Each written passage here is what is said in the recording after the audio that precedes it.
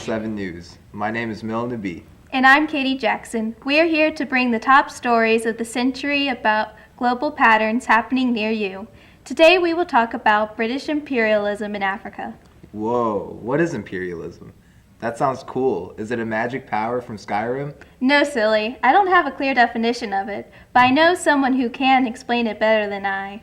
Oh, I know. Let's ask our trusty teacher, Mr. Shuford. Hello. Imperialism is where one country extends its authority over another country through diplomatic or military means. The goals of imperialism are to spread religious ideals, to gain new territory, and to acquire new natural resources. Okay, bye. Oh, hey. Thanks, Mr. Shuford. Today you'll be seeing live reports on the battlefield of the Anglo-Zulu War and opinions from people just like you. We also have a couple of our interviewers talking to some of the most notable people of our time, such as Mary Slusser, Edward Lenny Sanborn, Sir Edward Grey, and Thomas Delaware. Now we will show you this really cool and simple science experiment only on imperialistic science.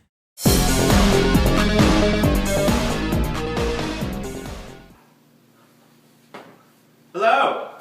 My name is Dr. Cow, and I'm going to show you a cool science experiment. So what you're going to need for this is a cup of water, some food coloring. I prefer green, but you know, you can do your own thing, and something to mix with. So what we're going to do is, this cup of water represents Africa before European influence. So it's clean, it's pure. This food coloring represents European influence. So let's see what happens. Wow. Look at all that influence. Wow. So as you can see, the European influence has made its way all throughout Africa. This is a process called diffusion, where it is the movement of particles from high concentration to a low concentration. And as you can see now, all of Africa is under British imperialism and their influence. So that is the effects of imperialism seen in this science experiment. So thank you very much. That's all we have for today. So today, all our reports and interviews will flow along in chronological order. Let's take a look at the first event, the Suez Canal, and an interview with Daniel Wright. The completion of the Suez Canal in 1869 transformed Egypt into one of the most strategic places on Earth, as it connected the Mediterranean Sea to the Red Sea. The canal soon became a vital commercial and military link between the European powers and their colonial empires in Asia and East Africa. Yes, controlling the canal became of the key objectives of their peaceful rivalries and wartime operation through the first half of the 20th century. It took 10 years for the French to build, with limited British collaboration, and many workers died in the process. The Suez Canal is 120 miles long and is still used today. It is truly a spectacular engineering feat. And now to civil engineer Daniel Wright. What is your profession? Good afternoon. I'm a civil engineer from the Institution of Civil Engineers in London. I graduated from one of the best engineering universities in England. Due to my great skill, I was hired to work with the French on the construction of the canal. So, how are the working conditions in the canal? They were currently worse than I expected them to be when we started this project. The introduction of the yellow fever has tragically taken many lives. The workers of Division B in the north segment of the canal had to be quarantined last week due to their usually high rates of yellow fever. That's terrible, I'm so sorry. We are currently trying to set up safety nets in the middle of the canal because the number of falling deaths have been very high. What is the economic significance of the completion of the Suez Canal? It would provide the British Empire with one of the most strategic transportation waterways in the world because all of the ships need to get through the Indian Ocean to trade with India and China. Before, ships would have to travel around the tip of Africa. However, with the completion, each ship journeys would be 6,000 miles less because it would function as a shortcut. Thank you for taking your time to do this for us. No, thank you. Now I'll hand it back to Milan and Katie in the newsroom. Other than British interest in the Suez Canal area up in the north, they also had interests in the tip of Africa because of the abundant diamond and gold mines. By the 1870s, the British tried to bring the native population under their firm control to help their work in the mines. Sir Bartle Frere was British High Commissioner in 1879, and he enacted the policy of Confederation, which required all colonies, Boer republics, and African groups to be under common British control. He saw the Zulu as a major threat to the policy and invaded Zululand on January 11, 1879.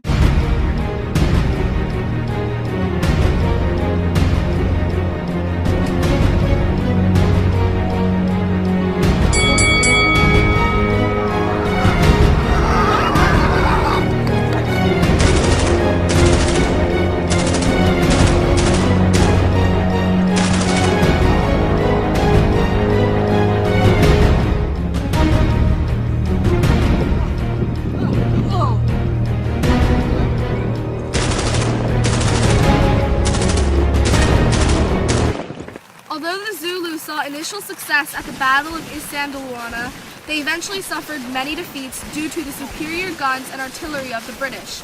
I am reporting live on July 3rd, 1879 from the Battle of Ulundi, one of the last major battles of the Anglo-Zulu War. Those white men, we the Jews never seen an opponent like them. They attacked us so fiercely. Why did you decide to fight? We had to protect the Zulu land from the disease. The king sent soldiers and knives to kill them. Can you tell us what the fighting was like? Early in the morning, we saw scouts, so we went and killed them. We chased them down. But then the unthinkable happened. I didn't even think it was possible. What happened? They had these big weapons that fired us, that fired big balls, and they killed us all. The Zulu losses in this battle were enormous. With the majority of Zulu forces gone, the British easily seized the rest of Zululand and put down the small pockets of resistance. Wow, that was a pretty tragic battle. The control over Zululand by the British brought new tensions toward the other European nations. Which country controls what? Next, we will take a look at one of the most pivotal events in the imperialism of Africa, the Berlin Conference, which occurred over a 3-month period from 1884 to 1885. On November 15, 1884, Otto von Bismarck, the Chancellor of Germany, called for a conference in Berlin to negotiate and end the confusion over the control of Africa. Ambassadors from 14 different European countries met together to discuss diplomatic terms. At the time of the conference, 80% of Africa was unoccupied and remained under traditional control. The initial task of the conference was to agree that the Congo River and Niger River basins would be neutral and free to trade. In the 3 months that followed, many other policies were made, and it permanently altered Africa. And now we have a special interview with Thomas Delaware, a British ambassador. Hello, if I'm correct, you are Thomas Delaware and you are a British ambassador? That is correct. To serve the crown. So how do you feel about the new policies being enacted? Well, to be honest, out of all the policies, only like Article 34 states that a country has to inform all the other European powers of when they're seizing a land. Now, the Brits and the Germans have had tensions over the Kalahari Desert in the past, and I think this policy fixed it. So what about the boundary shifts? Obviously, you have gained and lost some territory. Well, you know, the new boundary shifts, they have hindered our imperialistic goals. Because let's say this way, like the new boundary shifts, we the British now have ownership of Lake Chad east of the 21st meridian. Now the problem with Lake Chad is that it shrinks based on the seasons, and it shrinks more to the British side than to the French side, which is situated on the west of the 23rd meridian. This is not conducive to our farms, if you know what I mean. So how do your motivations compare to the motivations of the other colony countries involved? Well, you see, Britain, we have a lot of territory. As I previously stated, we're just trying to reduce the expenses which come from claiming these colonies in order to expand as much as possible. Now, minus the economic backlash, keep that in mind. Now, the other nations involved have economic goals similar to ours, but it's not very cooperative if all we're trying to do is seize as much territory as we can. So what are your predictions on the course of British nationalism? Well, as you can see, we're like really confident in our holdings in Africa, and it's conveyed through the support of the government and the people. We hold the idea of indirect rule in the colonies, trusting that the motherland's power of the crown will prevail. Okay, and one last question. Why were the African leaders disregarded in these negotiations? Well, I'm a patriotic person, and by saying that, to take into account that much of our imperialistic dreams are kind of shattered by this Berlin Conference, if we consider the viewpoints of the African leaders, that's equivalent to saying for every Brit in Africa to pack their bags and go home and just to give up this dream altogether. Now, a few years ago, I read this book by this really hated British guy.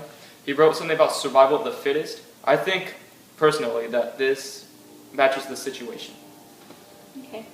Well, thank you for talking. Yeah, anytime, lad. Wow, that was very cool. Thank you, Ida and Thomas. Yes, the Berlin Conference is definitely a pivotal and important event in British imperialism. I completely agree. Now, all this imperialism and colonization was definitely popular. And you know what happens when an event is really popular. A lot of news about the event? Well, yes indeed, but people will also make cartoons related to those popular events. Now let's take a look at the Imperial Oscars Awards ceremony for Best Cartoons. Oh yes, I wonder who would win.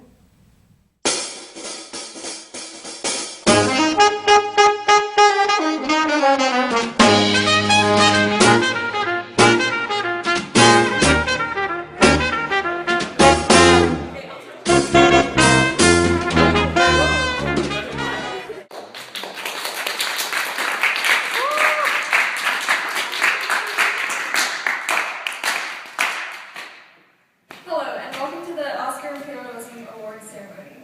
I will be presenting the winner of Best Cartoon. As this was a very hard choice because there were so many great cartoons, only one will leave with the Oscar. So here are the nominees for Best Cartoon. And the nominees are The Caricature by Gunder Frank, and The Rubber Coils by Phil May, The Rhodes Colossus by Edward Lindley Sanborn, and A Black White Elephant by John Bull.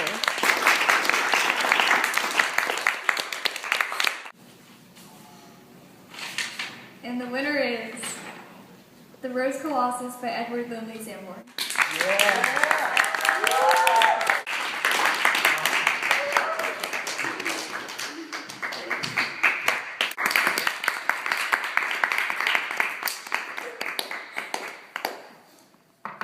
Wow, I'm just so amazed. Wow, I can't even believe this. You know, this is just such a great honor. Like when I drew the Colossus Rhodes is a Greek statue of a titan named Colossus standing over Rhodes, which he had just conquered.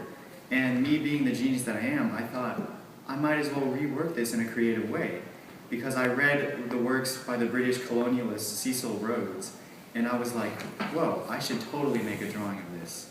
You know, I knew that he was part of the whole British imperialist group that have tightly controlled Africa, so I thought it would be cool to draw a colossal version of Rhodes standing over Africa. His legs stretched from Cape Town to Cairo, which showed Britain's widespread and oppressive control over Africa. I wanted to capture the real motives of the British imperialism, as all the other trash propaganda of my era only showed one side of the story. They always wanted to show how their control over their countries was innocent and with good intentions. However, I knew that they only wanted land for power and resources. They unfairly treated the Africans, and I felt it was necessary for the public to know. And today, as I stand here, I just feel like it is such a great honor. Thank you all. I couldn't have done this without you guys. Thanks.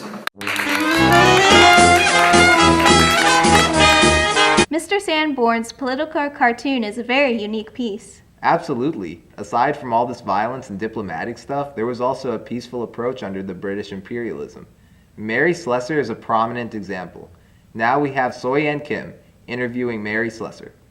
Mary Slusser is a British missionary who traveled to Nigeria. She spread Christianity and promoted women's rights. Hey, Milan and Katie, I'm here with Mary Slusser. Hello, Mrs. Slusser. Hello. It's so nice to have you here today. Well, I'm happy to be here. You're a very inspirational figure. Who in turn inspired you? David Livingstone actually inspired me. He's a very famous missionary and explorer, and I wanted to follow in his footsteps. So that was the spark of your missionary work. You adopted a daughter, correct? I've actually adopted 6 daughters and 2 boys. You're probably thinking of Janie, my earliest adoptee.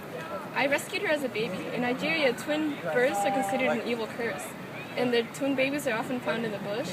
So I rescued a pair of twins, but the boy unfortunately did not survive, and I took in the girl Janie as my own. That's so sweet. Did you encounter any difficulties when spreading the gospel? It was definitely very difficult, and there were many obstacles, but I met friends who helped a lot, especially Chief Adam and his sister Ma'am. Oh yes, that's why you're known as White Ma, right? Yeah.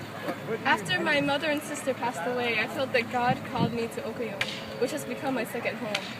I traveled here in hopes that the natives would be more accepting as I'm a woman and appear less threatening. And to my understanding, you continue to serve as a bridge between Europe and Africa today, right? Yes, I was appointed as the vice consul to the Okoyo, and I have served for several years. I insisted that my people weren't ready for a British court system, so naturally the job was handed to me since I was already doing it informally. Thank you for being here today with us. Thank you for having me. And back to you, Miller and Katie. Mary Kingsley, another white missionary, called Slusser a, quote, veritable white chief over the entire Akyong district.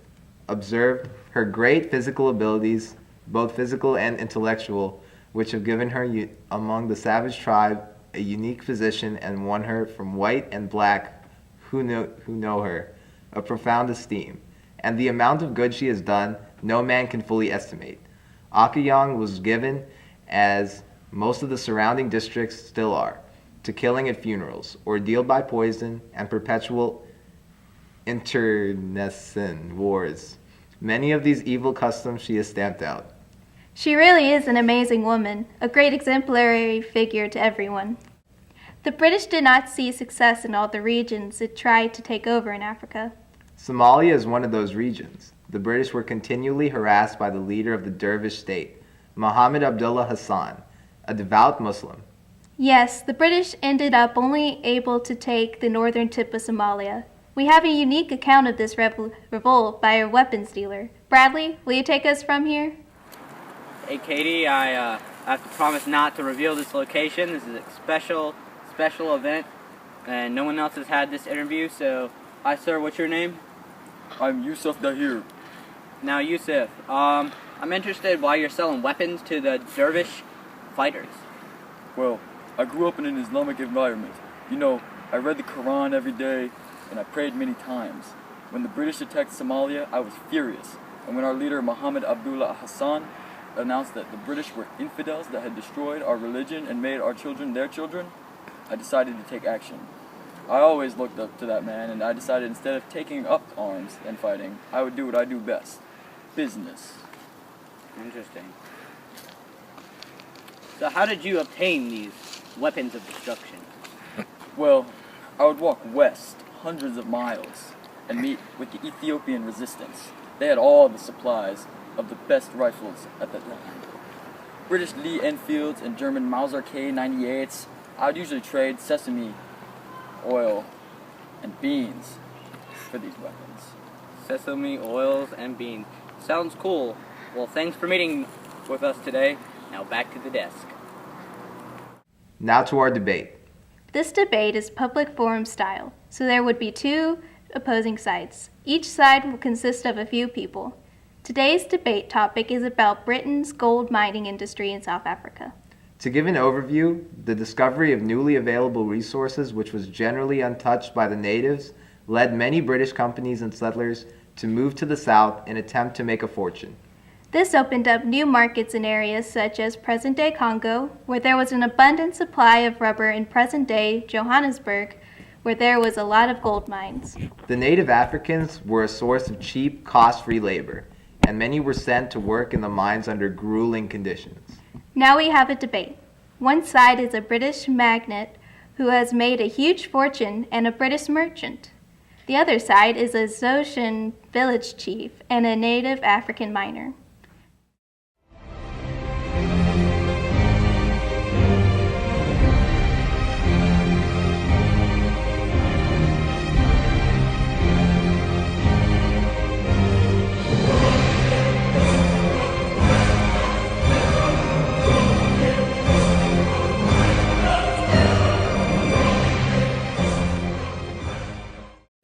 You may start. Well, first of all, I'd like to point out the horrible working conditions we're forced to work under in the mines. I was forced to leave my homeland in Africa, where my ancestors have lived all their lives, and go and work in the mines every day. There's tons of accidents, poor lightings, and lots of pointless deaths. It's awful. We're giving little food and hardly any water. And what for? What do we get paid? We get paid nothing. How dare you talk to me like that? I'm in charge here, and you should consider the fact that we let you live as a reward in its own. I could have my guards kill you anytime I wanted. Also, another point is, the gold that comes out of the gold mines goes back to our homeland, Britain. In turn, we give you manufactured goods, such as pots and pans and clothing. Just be happy about that. Wait a second, just because I lived in an inferior village my whole life, doesn't mean I know the quality of goods. You guys give us bad stuff. I want you out of my country. What are you saying? Isn't this the deal? Will you give us the resources and we give you the goods that you want and need? I'm pretty sure that's the deal. Order, please calm down. Ever since you despicable parasites came to my country, you've ruined everything. You've imbalanced our trade, you took away our minerals, you destroyed our mountains. Just get out. And we want better working conditions. Your oppressive requirements cannot increase the output of gold. You are wrong. Yeah, what about our young men? Who's gonna harvest? Who's gonna do the harvest? All of them are in the mines working. Okay, listen. We do this in mutual respect to your society. We try to balance the trade and work in comparative advantage. Also, we have built railroads around your land to link this region to another region. Consider that a huge benefit. You Africans. We the British have a superior army. We've crushed any form of resistance, taken into consideration the Zulu, the Mahdi, or the Dervishes. We could have completely destroyed your village, but we spared it. So please act with some cooperation. The crossfire time is up. Thank you all. The scramble for Africa created a lot of tensions between the competing European countries. In the few years of European imperialism, many new rivalries and alliances were formed. The Agadir crisis is one of the reasons for the causes of World War I. Wait, I thought World War I was started because of the assassination of that king. Well, there were many things leading to that. The scramble for Africa fueled widespread nationalism. Oh, so what was the Agadir crisis? Well, in 1911, there were rebellions in Morocco. So the French sent troops to protect French businesses and property. The Germans sent a gunboat, the Panther, there to protect German trade interests. This created a whole lot of tension. Here's an interview with politician Sir Edward Grey for more information. Hi, Sir Edward Grey. What do you do? Just call me Edward. I'm the Foreign Secretary of the Foreign and Commonwealth Office. So, this crisis was mainly between the French and the Germans. Why did you British intervene? Well, when the crisis happened, my peers and I were working night after night discussing what to do. I did further investigation about the situation and then deduced that the real reason the Germans sent the Panther to Morocco was to scare the French foreign interest. With further research, I single-handedly found out that the Germans wanted to scare us British to side with them. So, the Germans wanted you to join the Triple Alliance? Exactly. I immediately reported this to the Foreign Office, who in turn reported it to the Crown. Next thing you know, the British took steps to stop the German expansion along the Strait of Gibraltar and then the Mediterranean, and then our alliance with the French was strengthened. How did you feel about the result of this crisis? Well, it caused deeper divisions between the Germans and us, and I did the best interest of the British foreign policy. If the Germans were to take over Morocco and establish a naval base, it would be a grave threat to our colonies in the south and the east, so I have no regrets. Well, Edward, thank you for your time. Thank you. Now, back to Milan and Katie in the newsroom. For a final interview, we would be doing something special. Yes, we are interviewing an author who would talk about the impacts of British imperialism on a societal level in the novel Things Fall Apart. The author published this book in 1958, many years after the British restored autonomy to the African countries. However, this book is still accurate, depicts the impacts in the Nigerian point of view. Here, we have an interview. We're here with with the author 52 years after the publication of the worldwide acclaimed novel Things Fall Apart. Thank you so much for coming. Thanks for inviting me.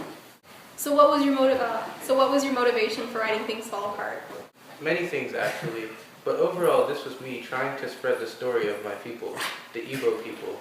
Before, most books that were written by Europeans with a one-sided philosophy to domesticate this primitive society.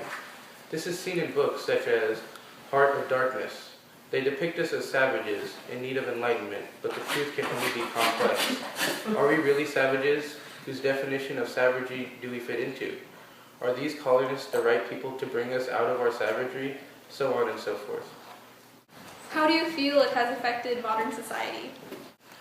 Not only do I hope to counter stereotypes placed on by others, I also hope to bring a sense of homecoming to the Igbo community. Much of our culture has been lost through the colonization and assimilation of our people. Your book is set in the 19th century, when one time is ending and another begins. Why is that? I really wanted to show that moment of change in which one society is in conflict with another. This is seen with conflict between their religion and culture, how they discern right from wrong.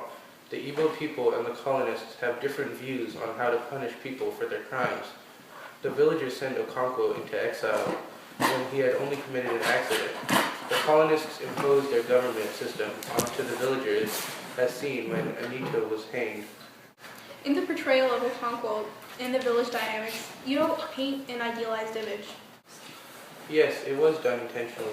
I wanted to show the Igbo culture in all its richness and its weaknesses, which is typically avoided in most stories written before this, which follows that one-dimension philosophy.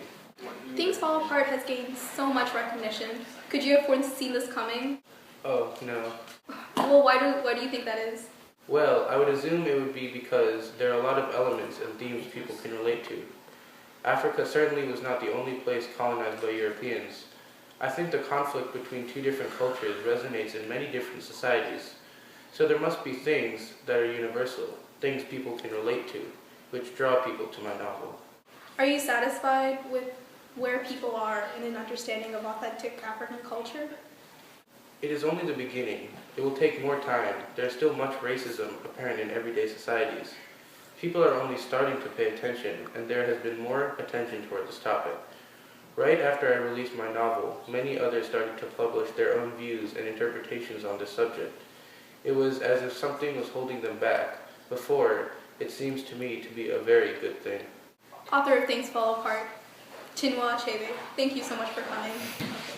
Thank you. I never knew that imperialism in Africa could be so interesting. Me neither. I've learned so much today. Special thanks to our reporters and interviewers. And of course, our wonderful production team. Looks like that's it for today. For Channel 7 News, this has been Milan Abbi. And Katie Jackson. Thank you for watching. See you tomorrow.